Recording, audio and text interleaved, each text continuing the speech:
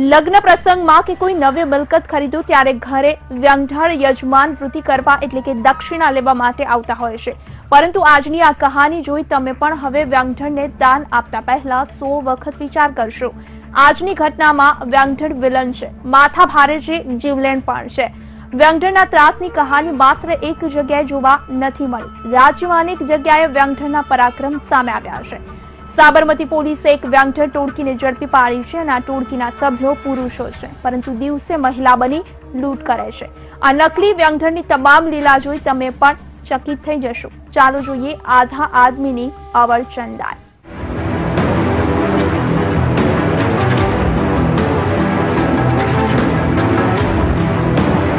સામાન્ય રીતે લગ્ન પ્રસંગ ચાલતો હોય કે નવી કોઈ મિલકત ખરીદી હોય ત્યારે વ્યંઢળ આવતા હોય છે અને યજમાન વૃત્તિ કરીને જતા રહેતા હોય છે, પણ અનેક એવા પણ કિસ્સા બને છે કે જેમાં નકલી વ્યંઢળ આવીને પૈસા પડાવી જતા હોય છે।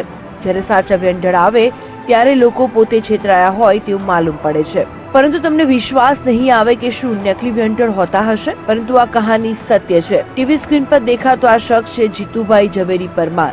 તેની સાથે જોવા મળતો આ છે તેનો ભાઈ મહેશ ઉર્ફે પ્રવીણ ઉર્ફે પકો ઝવેરભાઈ। આ બંને ભાઈએ નકલી વ્યંઢળ છે। વ્યંઢળના નામે મહિલાઓને ધમકાવીને પૈસા પડાવતા હતા। નકલી વ્યંઢળ ઝડપાયા। ધાર્મિક વિધિના નામે પૈસા પડાવતા। મહિલાના સ્વાંગમાં લોકો સાથે છેતરપિંડી। 3 વર્ષથી અનેક લોકોને આસ્થાના નામે છેતર્યા। સાબરમતી પોલીસના હાથે ઝડપાયું નકલી વ્યંઢળ। જી હા, ગઈકાલે સાબરમતી પોલીસે નકલી વ્યંઢળની ધરપકડ કરી છે। તમારી ટીવી સ્ક્રીન પર જોવા મળતો આ શખ્સ નકલી વ્યંઢળ છે। વ્યંઢળના નામે લોકો પાસેથી પૈસા પડાવતો હતો અને ક્યારેક તકનો લાભ લઈને લૂંટ પણ કરતો હતો।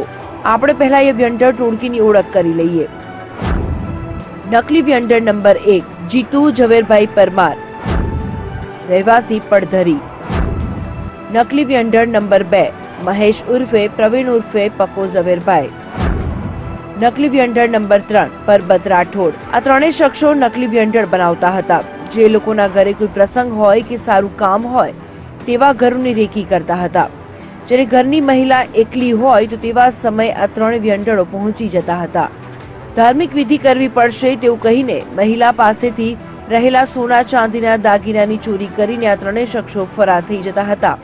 જેમાં આરોપી જીતુભાઈ ઝવેરભાઈ પરમાર રહે રાજકોટના છે, મૂળ પડધરી ગામના વતની છે અને તેઓ મહિલાના સ્વાંગમાં આવી અને વ્યંઢળ તરીકેની પોતાની ઓળખાણ આપી અમદાવાદ શહેરમાં તેમજ ગાંધીનગર અને સૌરાષ્ટ્ર વિસ્તારની આજુબાજુમાં ફરી અને પોતે વ્યંઢળ તરીકેની ઓળખાણ આપી અને એકલ મહિલાઓના ઘરમાં જઈ ધાર્મિક વિધિ કરવાના આશ્વાસન વિશ્વાસ આપી અને તેમની પાસેથી સોના ચાંદીના દાગીના અને બદલામાં રોકડ રકમ મેળવતા અને ત્યારબાદ વિધિ કરીને આવીએ છીએ તેવું જણાવી અને ફરાર થઈ જતા હતા। નકલી વ્યંઢળ સીસીટીવી કેમેરામાં કેદ। આ તમામ દ્રશ્યો વર્ષ 2015માં એક એપાર્ટમેન્ટના સીસીટીવી કેમેરામાં કેદ થઈ ગયા હતા, જેમાં નકલી વ્યંઢળ પોતાની કરામત કરતા દેખાયા। આ દ્રશ્યો પર એક નજર કરો। વ્યંઢળ તૈયાર થઈને લૂંટ માટે નીકળી પડે છે।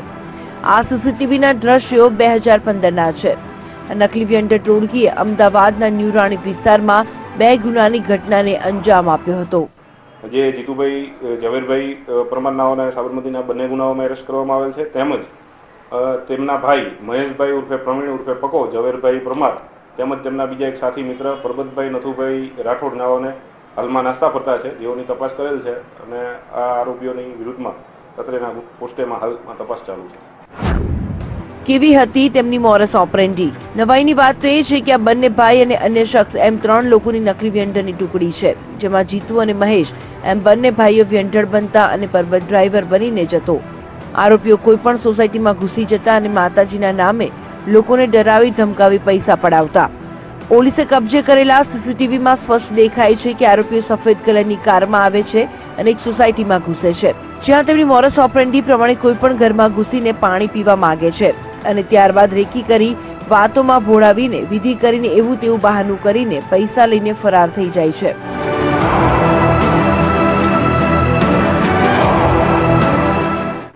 તેઓને આર્થિક જરૂરિયાતને પહોંચી વળવા માટે અને અશિક્ષિત હોય અને પોતે બેકાર હોય, જેથી શોર્ટકટથી પૈસા કમાવા માટેની આ એમની તરકીબ હતી। અંદાજિત સાહેબ કેટલા સમયથી આ ધંધામાં આવી રીતે સંકળાયેલા છે અને કયા કયા વિસ્તારોને ટાર્ગેટ કરે?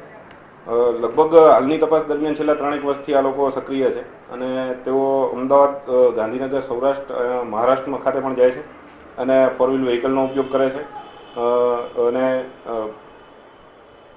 જુદા જુદા વિસ્તારોમાં રેકી કરી અને આ પ્રકારની મહિલાઓને ટાર્ગેટ કરે છે. આરોપીઓ ગુનાહિત ઇતિહાસ ધરાવે છે, જેમાં જીતુ અગાઉ સુરતના લિંબાયત પોલીસ સ્ટેશનમાં ઝડપાયો છે.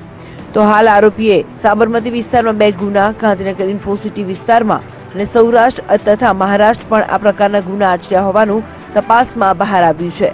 જોકે પોલીસે દાગીના અને રોકડ રકમ પણ કબજે કરી છે. તો હવે 3 વર્ષથી નકલી વેન્ડર બનીને લોકોને લૂંટતા આ શખ્સને પોલીસે જેલના હવાલે કર્યા છે અને અન્ય 2 શખ્સોની પોલીસે શોધખોળ હાથ ધરી છે. ક્રિમિનલ માટે કેમેરામેન નરેશ વાટેર સાથે મૌલિક ધામેચા, VTV ન્યૂઝ, અમદાવાદ.